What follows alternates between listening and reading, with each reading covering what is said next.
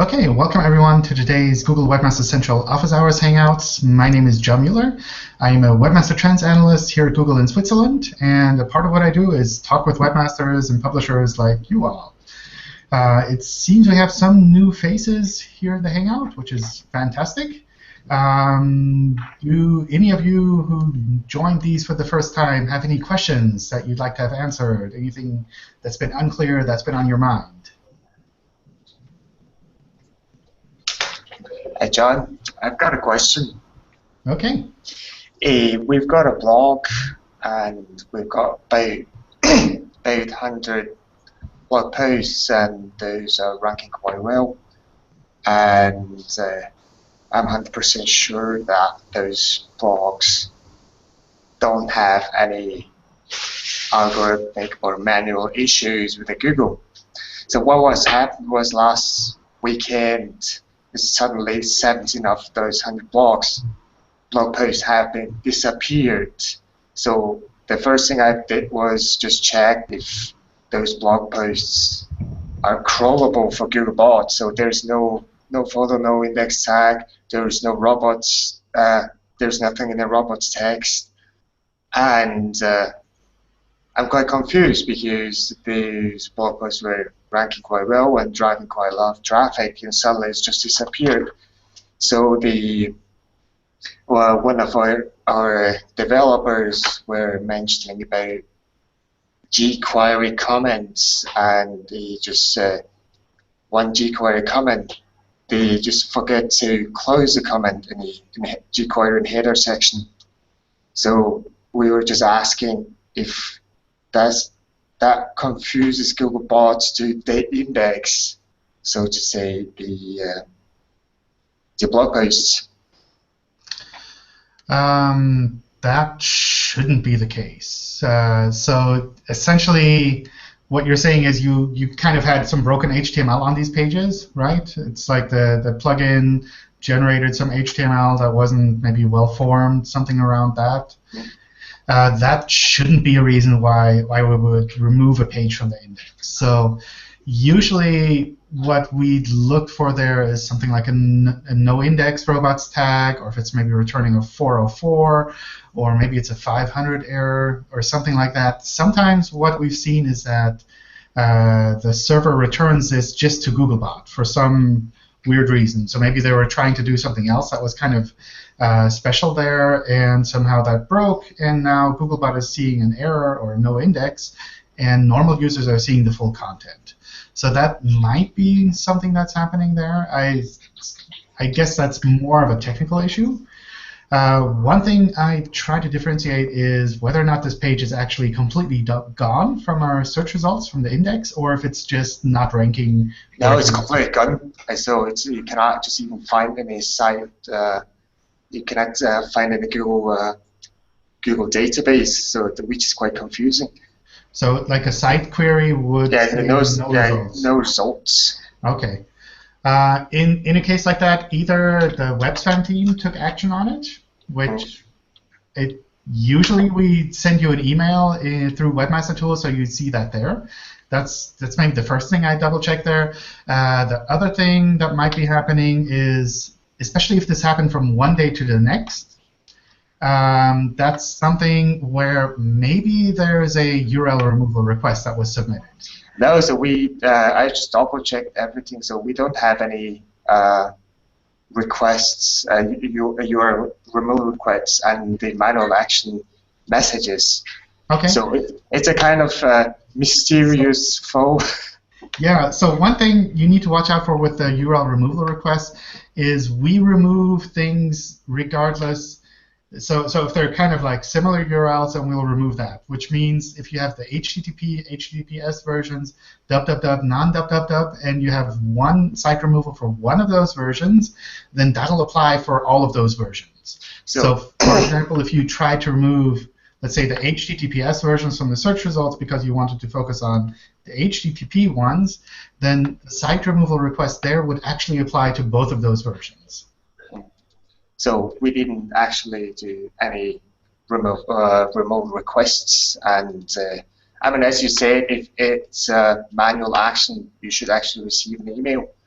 So, and the reason is that there is no reason to get manually removed by Google, because that's just completely normal, unique blog posts. And okay. One thing you could do is maybe send me some of those sample URLs, and I can take a look afterwards. You can send them to me on Google+, and I'll take a look afterwards. I can't guarantee that there's something specific I can get back to you. Maybe what can also happen is that there's some kind of a glitch on our side where, for whatever reasons, these URLs dropped out briefly, and they'll drop back in as soon as we reprocess them. But I can double check on our side. Okay, that's great. Sure. All right. More questions? What can we start off with? Hey, John, can I start with one? All right. Thank you very much. Pretty short one. A product page has additional information structured in tabs, because otherwise we'll render the page too long and we'll lose the page speed. Well, I know has been talking a lot on this matter, like adding that info on the same page and transforming the tabs into expanding menus and so on. What I'm interested in is, what's your latest advice on getting that content indexed to for adding a plus of value?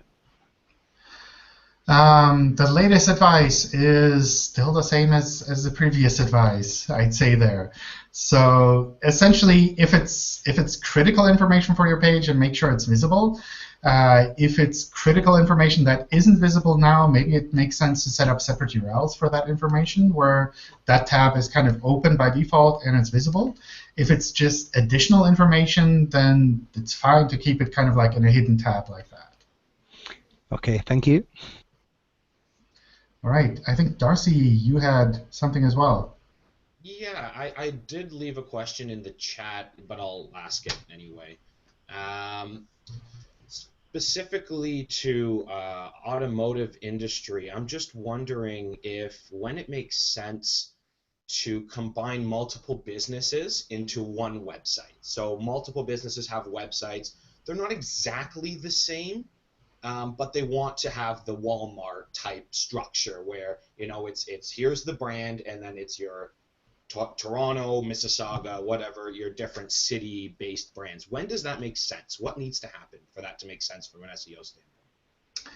Essentially, that's up to you. So from my point of view, if you have more than a small number of sites that are essentially targeting something similar, I'd aim to combine those more, because what will happen there is you'll have a much stronger central site for all of this information than you would if you had to maintain these individual websites, which probably would have trouble ranking on their own. So that's something where if you have different locations or different niches of the same business that you're active in, then that's something where as soon as you go past maybe 2 or 3 sites, I'd aim to really try to combine that into one website.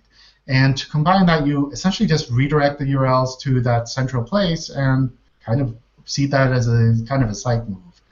But essentially, it's something where there's no hard line on our side where we say, well, if you have 4 websites, you must do exactly this, or if you have websites that are different in 50% of the words on the page, or some, I don't know, some other metric, then you must do it like this. That's not something where we'd have a hard line on. That's more something where you should try to think about it from a marketing point of view. Like, how do you want to present your business? Is this like essentially one business that you want to present to users as something really strong? Or do you really, really want to separate these essentially parts of your business completely and make sure that, I don't know, users really identify them as something completely separate? Yeah, so that might be if you're targeting completely different audiences. If you have something that's for consumers and something for other businesses, maybe it makes sense to keep that completely separated. Yeah, my concern was just over the types of inventory and products. One site might not carry the same, I said specific to automotive, so the same car as the other one. So that's why it's not sort of the whole Walmart thing where you can say it's out of stock. They may never even carry that item. So that's where I wasn't sure do they need to share the same inventory for that makes sense. That's essentially up to you. You can do it either way. So I don't know. I've seen sites that focus on specific locations where you say, in this location we have this set of inventory, and it's kind of structured that way. And other sites focus on the inventory and say, this is what we sell, and it's available in these locations. So that's not something where I'd say from an SEO point of view, you need to do it like this or like that. It's really kind of up to you how you want to present your content, your products, your locations. Excellent, thank you. John, can I ask you just a quick question about server errors? Sure. So suppose there's about 3 to 4 server errors for a site in a period of 1 year. Does that have any effect on the rankings or no? I know already certain answers, but I just wanted to know, because it sticks there for about a month, 2 months, until it disappears back to 0. That generally wouldn't have any effect on the site unless those URLs were affected by that server error. So, of course, if an important URL on your site has a 404, then that will drop out of search, and that'll affect your website. On the other hand, if it's some random URL that actually never existed and it's a 404, then that has absolutely no effect. Okay, thanks. Hi, John. Hi. Go for it, That's Don. a question. Did you get my message in Google+? Possibly. I sent it like 15 minutes before it started. The reason is Then I probably do you missed it, remember? yeah. Okay. I don't know how to get you the website because I'm really nervous about putting it into the chat, because the last time I did that I ended up with an attack, and we still haven't recovered from that. So how can we do this? Do you remember my website by chance? The one with the historic penguin? Historic penguin. I don't The know. vacations one? Okay, whatever. I've been attacked enough times. I'll put it into the chat.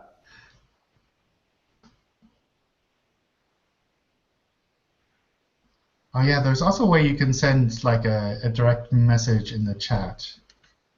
Oh well, a little late. Cat's out of the Okay. bag. I'm sure people here are nice. Okay. All right. In a nutshell, the advice I've gotten from you is, A, it was a historic penguin that originally hit it. I had a site audit done with the group here about a year and a bit ago, and for the most part everything looked good, and some people were suggesting, hey, you need to start over with a new domain, but you were adamant that the domain was fine. Since then, I pay close attention to what is told to Rob and what has been told to Gary Lee, because they seem to be in a very similar situation. As of late, we've actually gone down to a skeleton staff, and we lost 8 more people because we're having a very hard time keeping the doors open. It's not your issue. My question is I've done a Hreflang. I've done an entire translation of the website into Spanish. So if you go, you'll see an EN. You'll also see an ES. But now I haven't done a fetch as Googled since February or whatever, and which is good for me because I was doing it weekly. But I'm desperate right now, John. I need to know, like, I was anticipating a release of something that at one point algorithms hitting your website, and I'm wondering, is there been any more talk,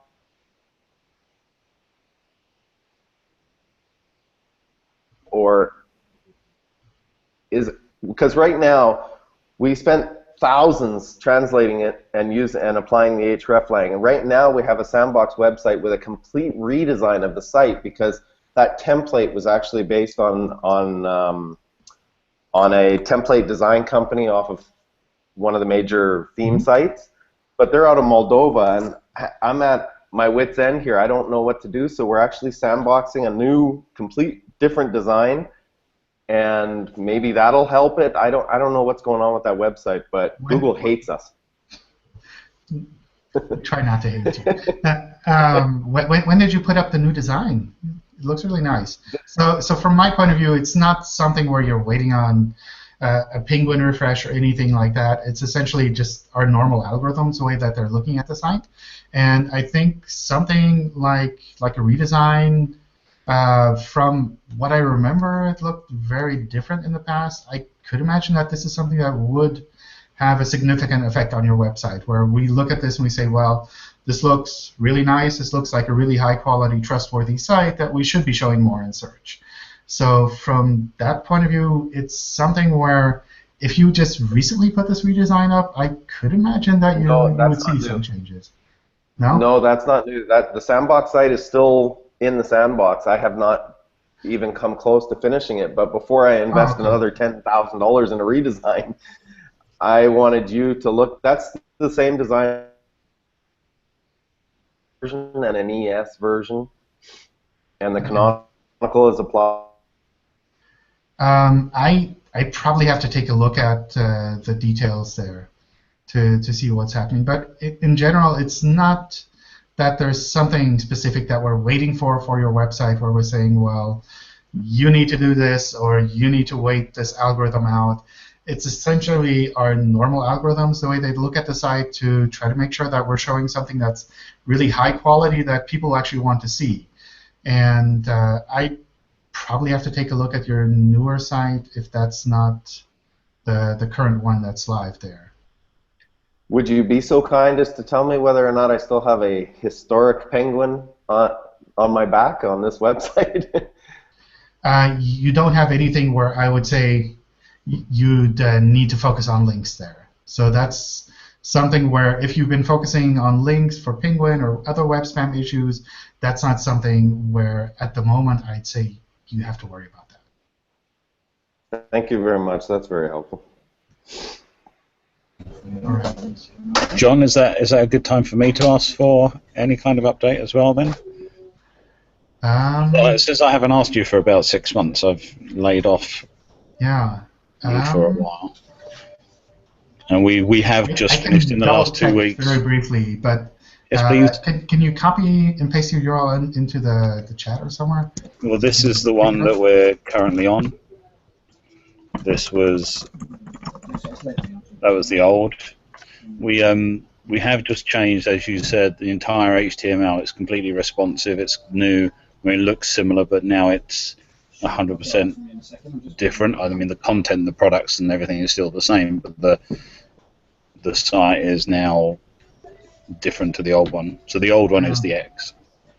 I don't see anything holding back your new site, so I think that's kind of evolving as it organically would be evolving. So it's not. There's no hreflang. There's no 301s. There's no nothing now in terms of being officially connected to the old domain. It looks like the traffic is going up as well, right? Or is that? Yeah, but that tends to happen whenever we do anything. So if we do the hreflang, it works for a week or two. If we do something else, it works for a week or two. If we 301, it works for a week or two. When we unwind the 301, that works for a week or two. And then it's not until 6 weeks down the line after any change that we actually see what the genuine effect is once the whole thing's been spidered and it's flushed out and essentially been caught again. From what I see, I think your site is headed in the right direction and things are looking up there. So it's obviously hard to compare to the old site, but the new site looks like it normally should. Right, and there's no connected penalty or connected not that I see there, no. Chain that's going to hold that one back. All right. Okay. I shall let everyone else get in before I pester you with something else later. All right. Let me go through some of the questions that were submitted, and we'll see how far we can get, and then go back to questions from all of you here in the Hangout. How do I deal with content that's similar for multiple products? For example, FAQ pages for different products where the only change is the title, description, H1. Will having one page limit my ranking potential, or should I create multiple pages? Essentially, that's up to you. I try to focus on combining those pages as much as possible so that you have one really strong page rather than essentially a diluted set of pages that are attached to your site. So as much as possible, I try to do something like a rel canonical pointing at your preferred version so that we can focus all of our signals on that canonical version so that we can really show that as highly as possible in search. What will happen otherwise is we'll index these pages separately, we'll crawl them separately, and we'll try to figure out which one of these is most relevant in search. We won't show all of them. We'll pick one of them and show it in search because it's essentially very similar to the rest. And that might not be the one that you'd want us to show and might not be as strong as you'd want us to show it because we essentially have to balance between all these different versions. So if you know that this content is essentially identical, use a rel canonical, point at the one that you want to have indexed, and we'll pick it up from there. We're under manual action for unnatural links. We eliminated 96% of all unnatural links and disavowed the remaining 4%. Google rejected our last request and provided us 3 links whose domains were already disavowed. What's up there? I don't know. I'd have to take a look. So if you want, you can send me that URL, and I can take a look with the web spam team to see if there's anything specific that we can let you know about. It's really hard to say without taking a look at the details there. It might also be that you're looking at the 100% unnatural links that you found are actually just a part of the unnatural links that we consider to be unnatural. So that's something where maybe it makes sense to give you some other example URLs that you can focus on. Maybe there's an issue on our side that we can pick up as well. So having that URL would really help. When optimizing for speed and using page speed insights, is there a number for mobile and desktop we should that we know we're good? It's hard to get 100% on both mobile and desktop. What are the ranking effects there? Essentially, we look at mostly mobile friendliness, which is a part of that, which you can test with the mobile friendly test. And past that, the numbers that you see there are essentially more of a guidance for you with regards to what you could be focusing on, where you should be focusing your energies, where we or our systems see some issues that you might be able to resolve. It's not the case that you need to get 100%. For some sites, it doesn't even make sense to get 100 there because you know you might have a perfectly fast site, but it's doing something that our systems are picking up and saying, well, theoretically, this could be a bad practice. Maybe you should consider doing it in a different way. But if you really know that you're doing it the right way or in a way that's more efficient for your website, then maybe that's fine. So I'd focus on the mobile-friendly test primarily, which tells you if it's mobile-friendly or not. And the rest is essentially just working to make sure that you have a really high-quality, fast, and efficient website. But passing the 80s is a good idea, right? Because there was as high as you can get. Yeah, it's always a good idea to aim high. I mean, with these kind of tests, I wouldn't try to be a minimalist. If you're going to work on this, there are a lot of things that give you a big jump in those metrics without actually requiring a lot of work. So maybe you can just like copy and paste some caching code into your htaccess file, and it'll automatically take care of a lot of server-side caching for you with maybe 10 minutes of work. So that's something where I wouldn't aim at a specific number, but rather figure out what works well for your site, where you can go, how far you can take it with a relevant amount of work. Okay, thanks. It's also worth mentioning the PageSpeed Insights has an API. So if you want to check your client sites, for example, you could probably set up a small script that actually go through all of those sites and kind of tests them for you so that you know which clients you should be focusing on more, where you could see, well, I put them on this cheap server, and now the test says the website is really slow. Maybe I should talk to them about moving to a better server or a different hoster or whatever. If from one domain going only a single link from a full article, but Googlebot finds this link on a couple of subpages from the original article and tagged subpages, for example, does the algorithm count this as one link only in the calculations? So in Webmaster Tools, we would show that as multiple links, so that we would probably give you one of those links as a sample in Webmaster Tools, but we'd count all of the ones that we actually find. The thing to keep in mind there, just because it's counted as multiple links doesn't mean that it's automatically seen as higher quality or higher value. We'll try to figure out how we need to evaluate those links individually. It's not that we would say, well, this is 3 links from this website, therefore it's 3 times as strong. Are you working on a Panda update or data refresh? It's been a long time. Everyone's frustrated. We are working on updates there. I don't have any timeframes at the moment, but I know the team is working on that. I know it's frustrating if you've worked a lot on your website to actually clean up these issues. The same applies to Penguin as well, where maybe you've cleaned up a lot of web spam issues and you're just waiting for things to kind of open up again, and that's something we're definitely working on to kind of update that data again and to make it a little bit faster. So when that update happens, it's going to be a manual, like everybody's saying, right? I mean, everybody knows that. It's going to be a manual update, not an algo update. But at the same time, everybody's thinking it's running in lifetime, and it's running with everything, with all the other stuff. Yeah, I think that was a bit confusing from our side. So it's definitely an algorithm that runs all the time, but we have to update the data for this specific case. So that's something where it's kind of a mixture of both. And I think we probably explained that in a little bit of a confusing way, and people picked that up and thought that, oh, it's completely like this or it's completely like that, when actually it's kind of a mixture.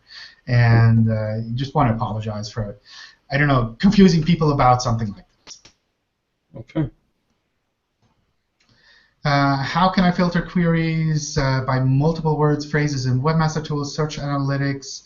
Also, are keywords from the secure Google search included in those reports?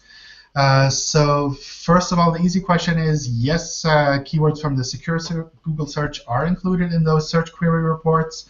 It also includes things that analytics wouldn't be showing, where you'd see the not provided in Google Analytics.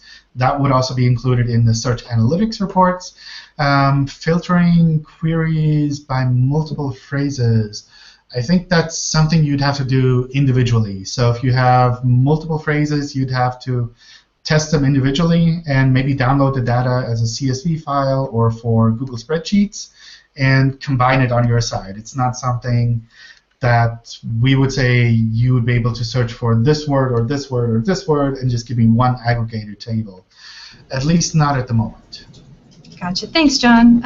I was actually reading one of the help texts on your site, and it said it was plural, so that confused me. I thought maybe there was just something I was missing, but I appreciate the clarification. Okay. Thanks. Glad to help there. John, on that same note, it's or I don't think it was overly top secret. You just said it, that in the search analytics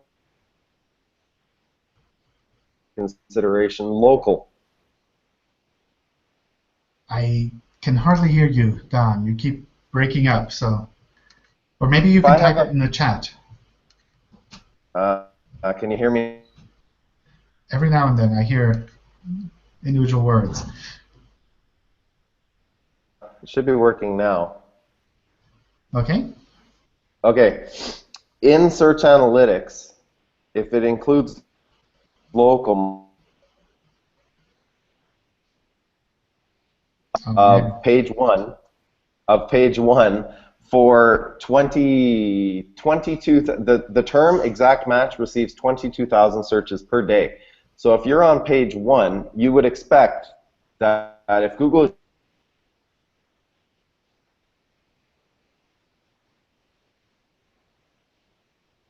zero, and when I talked to you before, you said that it is true. If a site is punished by an algorithm, it can still rank in the local results, and I've seen that. It pops into the local results, which screws up my average.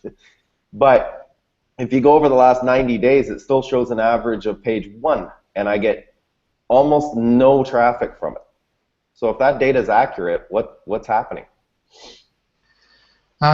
So probably what's happening is we're not showing your site often, but when we are showing it, we're showing it on page 1.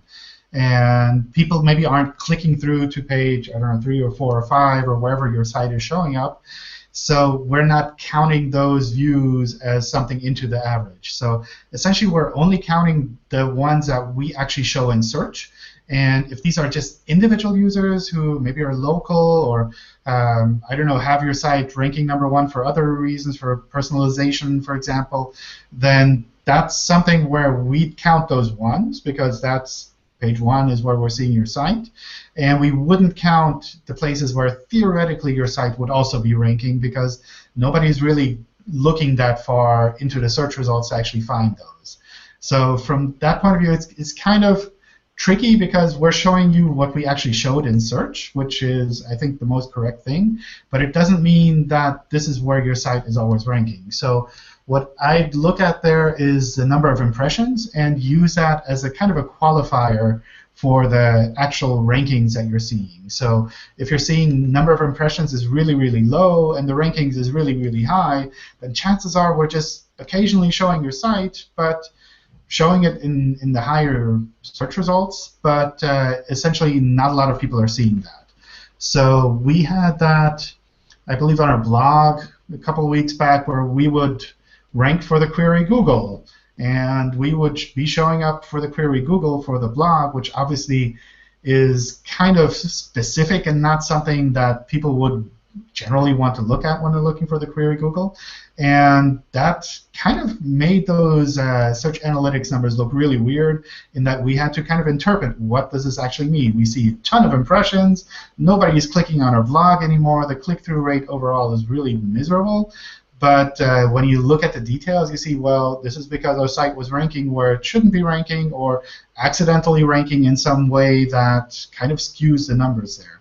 So you kind of have to work on interpreting those numbers as well instead of just taking them as they show up. Okay, thank you very much. Hey, John, I think Don was also asking if like a website is showing up in local results but not in the organic search because it has been penalized or whatever. Would that still show in Webmaster Tools as being on the first page because local results are just on the first page? As far as I know, they would, yes. Okay, I have to double check, but as far as I know, I think the last time I checked with the team, they definitely are included there. That's interesting. So that means that for certain queries, page 1 might mean 15, 17 results because you have the 7 local and the 10. That's possible, yeah. And what if a website appears both in local and in organic? We take the the average top position. So if you appear once, like if your website appears once with one URL at #2 and another time with a different URL at #7 or something like that, we take the top URL and average that across the different queries. Oh, what if it's the main page and you appear with the main page in organic and with the main page in local? We take the top ranking one. Ah, okay. That's interesting. Have you always done that? I don't think before Search Analytics was launched you were counting the local. We were doing it different before, but I think we changed not for Search Analytics, but sometime before that, where in the beginning we would take the average of the search results and use that as the ranking number, and now we take the top one.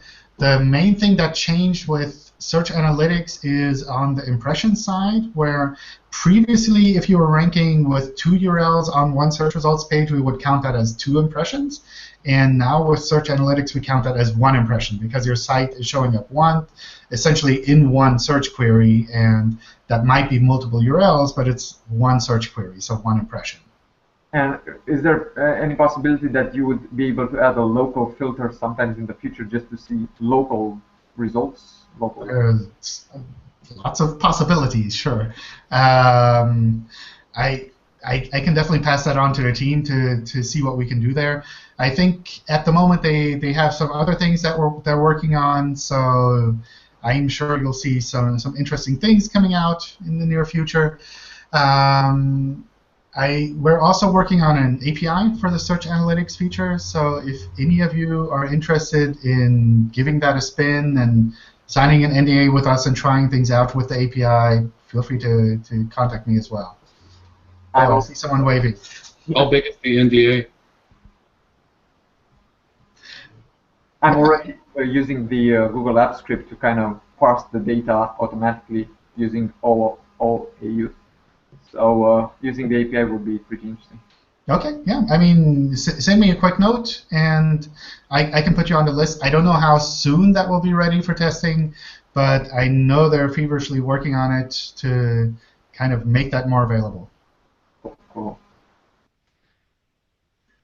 We recently got hit with your so-called Phantom 2 update. Our traffic went down. We would like to ask some help and advice why our site got hit. Asking other webmasters in the forum didn't bring much help. Our site is this URL. So essentially, this is something where we're not, I don't know, calling this anything specific. This is essentially just a normal algorithm update as we make them all the time. And sometimes this is something that affects more sites. Sometimes it's something that affects fewer sites. But essentially, we're working on trying to increase the relevance and the quality of the search results. And that's essentially just a normal update that was happening there, nothing really specific. So if you're seeing changes within your site's traffic, within like the impressions that are coming from search, I think that's something where you can work on your website in general. It's not, for most cases, it's not something where there's any technical issue that you need to focus on. I mean, you would see that in Webmaster Tools, obviously, but it's not the case that there's like, oh, this one line of HTML that you need to swap out these two letters and then suddenly it'll rank much higher again. We do these algorithm updates all the time, and for some sites it goes up, for other sites it goes down. Our general goal is to make sure that the quality of the search results is really as high as possible. So if you'd like to be more visible in these kind of updates, focusing on your site, making it really as best as it could possibly be is always a good strategy. I realize that's not an easy answer and not something that you can just say, like, take back and say, okay, I'll increase the quality of my website by 10% by Friday and hope that'll change things. It's more something where you kind of have to take the long-term approach and look at it from maybe take a little bit of distance to look at your site and think about what you could be doing in general to increase the quality overall. Maybe there are things you could do with your users, chat with them to figure out where maybe they're getting stuck, what you could be doing in general to really increase the quality of your website. And does there exist another algorithm similar to Panda or Penguin, which only works all the time now? If yes, is there any possibility to refresh before the big, to recover before the big refresh? So we have lots and lots of algorithms that are running all the time, and some of them run frequently, some of them run less frequently. So I guess the answer is yes, there are lots of algorithms that are similar to the existing ones that are known.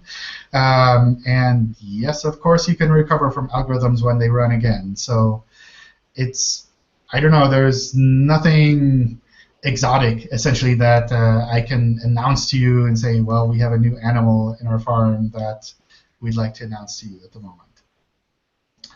Having the rel canonical tag to, having added the rel canonical tag to some potential duplicate pages that are now pointing at a primary URL, I've noticed that these duplicate pages are still indexed. How long should I wait before these pages are de-indexed? Will they ever get de-indexed? The rel canonical tag is something that's on the page itself, which means we have to crawl and index those pages to actually process that. So in a sense, in order for us to keep using that rel canonical tag, we have to have that page in our index. We have to know about that page. We have to crawl it from time to time to see what's actually on that page. So if you do something like a site query, it's very possible that you'll still continue to see these pages there, even though we're essentially passing all of the signals that go to these pages to your preferred canonical.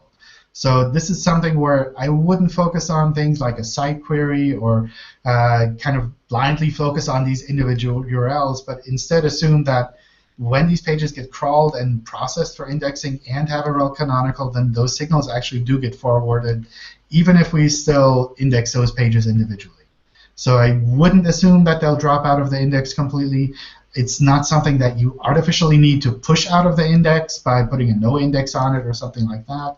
They'll essentially won't show up in normal search results because we have passed everything to your preferred canonical, but they might still show up in something artificial like a site query. John, I have a quick question about disavowing. Sure. We've been hit, as you know, multiple times by negative SEO link attacks. Do we need to ever disavow a no-follow link? No. So in other words, no-follow links cannot hurt us or any site in any way. They don't pass any page rank. They don't pass any signals there, so you can essentially ignore those completely. Easy answer. Thank you. How can we help algorithm to link brand mentions with the domain? I think this kind of goes back to the question of if someone randomly mentions your brand in a text somewhere, is that something we'd pick up as a link? And the answer there is no, we don't pick that up as a link. We don't pass any kind of a page rank to a website just because someone mentions your brand. If you have a URL, of course, that's something that people can link to if they want to do that. But if someone is just mentioning your brand, that's not something we'd pick up as a link. I imagine there might be indirect effects where if people are talking about your brand, then that's something that might bring traffic indirectly to your website, which indirectly could bring more links to your website. But it's not the case that we would use that as a primary ranking factor and say, people are talking about this brand, therefore it must be a fantastic brand, we should rank it #1. By the way, John, do you still use that maybe to kind of understand more about that specific website? Because you associate the brand to a certain website, you see the brand mentioned together with a certain topic, and maybe you use it to understand that, okay, so this brand is, or this website is about this or that. Maybe, okay. I could imagine that maybe there are some algorithms that do something exotic like that, but I don't think that's anything where you see any kind of visible change in search results from that. It might help us to understand things a little bit more, but you're talking about like this tiny little thing where we can't really say this is like a primary ranking factor because it's such a vague element around that. Like, what do they mean by mentioning your brand? Are they saying that this is a terrible website, or are they saying this is a great website? Like, how should we take that into account? It's really tricky to kind of. If you send those, have you got those voucher codes? Transitioning into Mifai's question, like, are you guys taking any from what Yandex has done from their experimenting, removing the links and bringing the links back? I think we had a really, I don't know if you remember when Spock was here, that hangout. Yeah, so regarding the links, I mean, are you taking that as a learning experience from what they've done? I mean, they brought the links back because the results were not that great. So does that help you guys? I think they just have a different search engine, so it's not something where we could say, well, what they did in their search results is something that we need to do or we need to learn from. It's a very different search engine. It's really hard for us to kind of take that as some kind of useful feedback for algorithms, for engineers, where like essentially what you're saying is some other company tried this specific setup and it didn't work for them, so they went back to a different one. Does that mean no company should try that specific setup? Probably not. I mean, maybe there are ways that it can be made to work. Maybe there are different configurations where it does make sense. I imagine if it didn't make sense at all for them, they wouldn't have tried it out for such a long time. So obviously some part had some positive impact there, but I don't know. I think you can assume that our engineers in the search quality team, they're not like all playing pool. They're actually trying new stuff out all the time and working on improving the algorithms. So some of that is probably around links and trying to understand links better and thinking about ways we can pick that up without it, I don't know, easily being gamed or without it causing any problems if someone does accidentally game it or game it on purpose. So I would totally expect changes to keep happening. Otherwise, if I'm the only person working here at this company, that would be kind of awkward, I guess. But it was a good learning experience, I guess, for everyone. That it's without links, it cannot work, right? I mean, to really deliver the 100%. Yeah. I don't know if you could say that. It's really hard to say. I don't know what specifically they changed and what specifically they were looking at. And from what I heard, it was just like a part of the search results. It wasn't even the case that they removed it from all of the search results. So I don't know. It's always interesting to see what other people are doing there. Yeah. John, can I ask you another question? Sure. We have an unpaged JavaScript variable starting with URL column, followed by an HTTP and so on. Google finds that specific variable within the JavaScript on-page script and tries to use the get method to crawl it, which returns a lot of server errors, as we use the post method to render it and so on. How can we block specific JavaScript syntaxes from being crawled by Google, keeping in mind that these JavaScripts are not separate resources files to be blocked through robots.txt, but rather on-page elements? You can't. So essentially, we'll try to crawl these URLs if we find them, but if we see errors or any problems from those URLs, that's completely fine for us.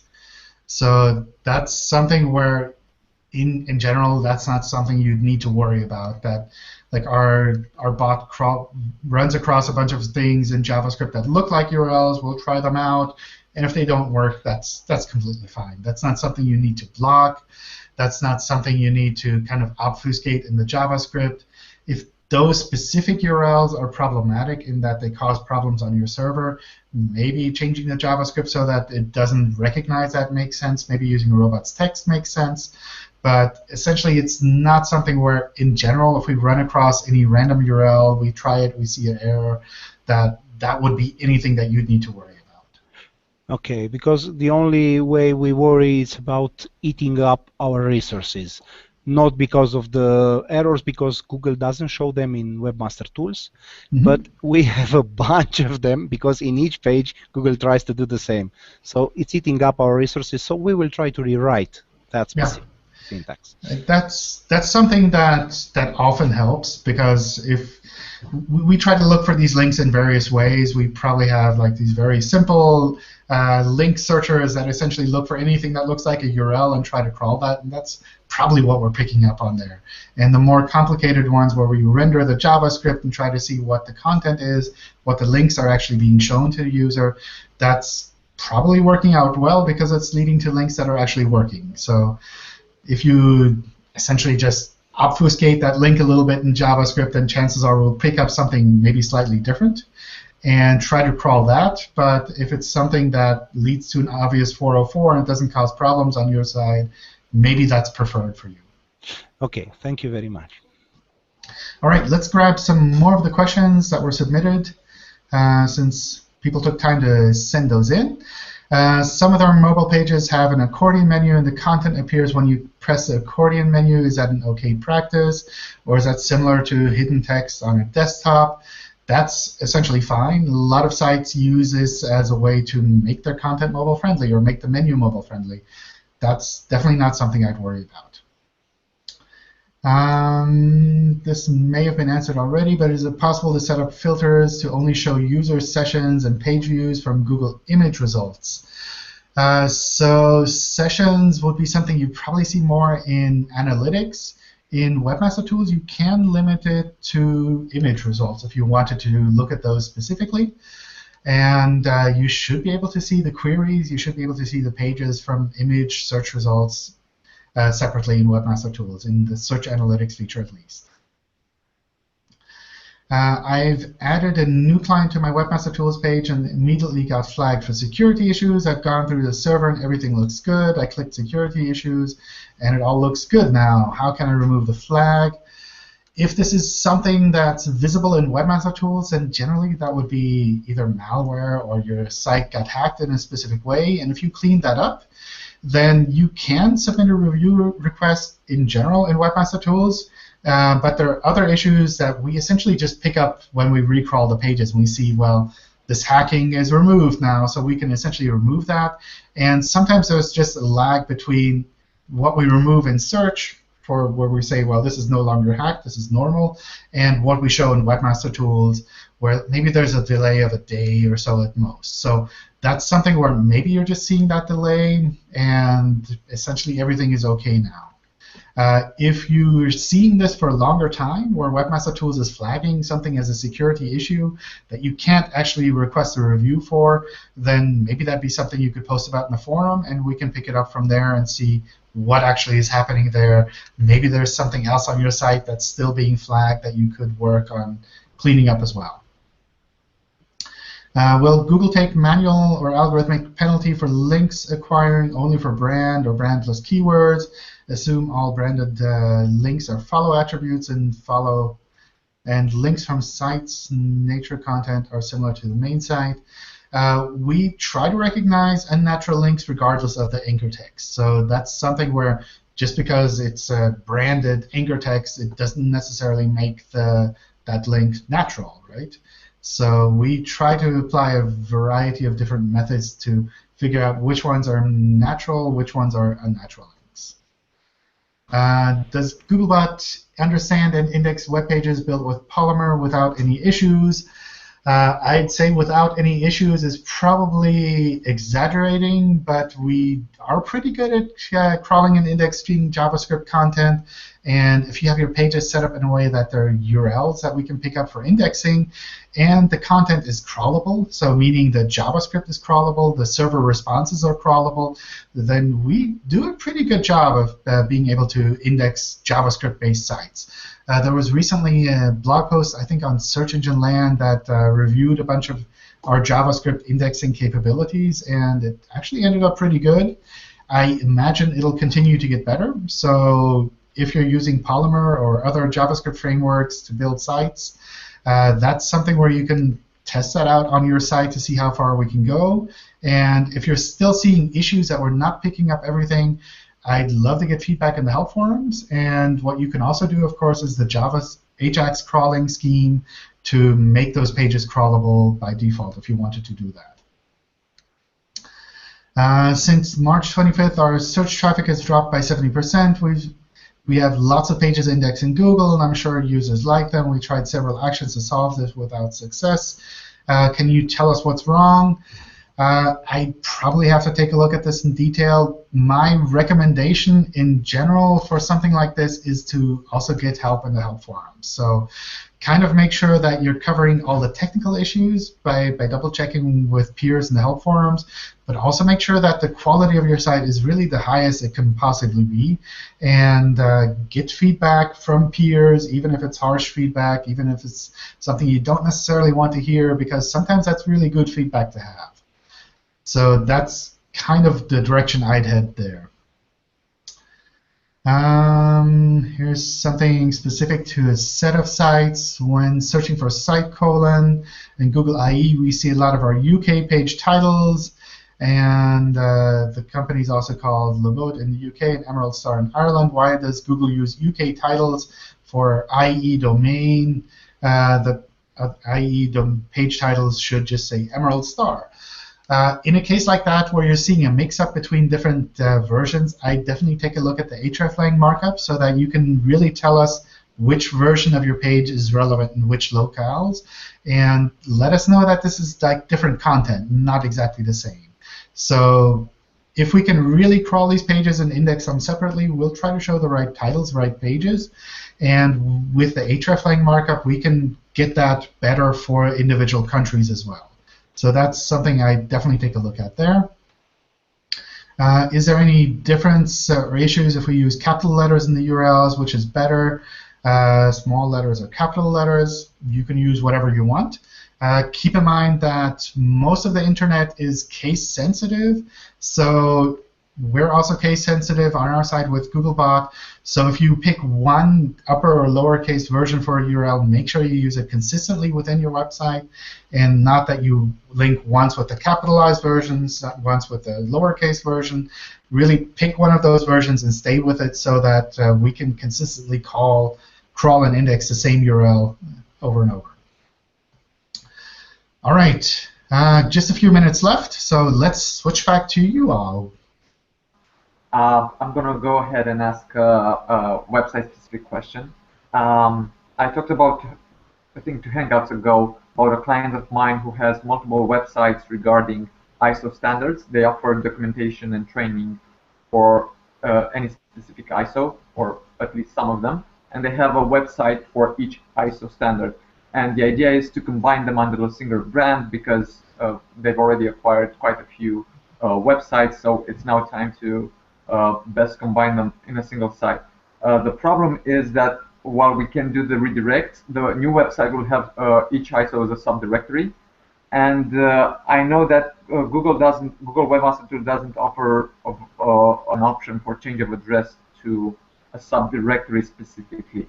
So what do you think, how we should deal with that best?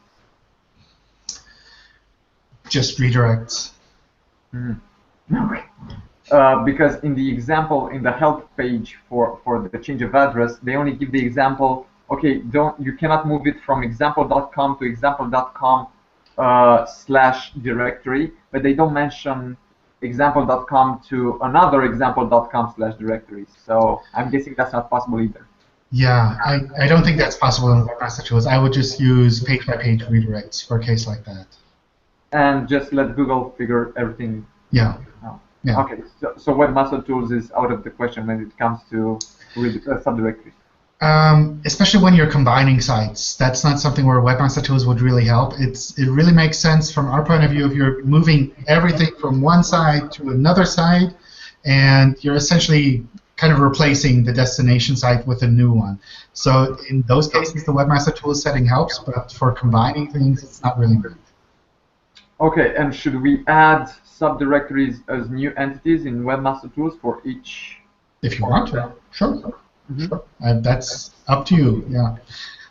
What you'll see is things like search analytics is separated then, which might make sense for you.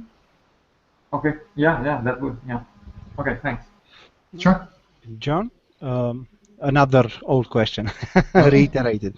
How much weight, if any, does Google put on HTML elements which help visually impaired visitors navigate a website? Like, let's say, link title attributes. I've posted in a chat an example. Maybe you can take a look to see exactly what I mean. I'm interested if Google gives any weight to this. I don't think we use that at all. I think at the moment we use like the alt text, but we don't use the link title. I understand. If there are any other, you use in rank anything who helps visually impaired visitors or not? Well, text on the page.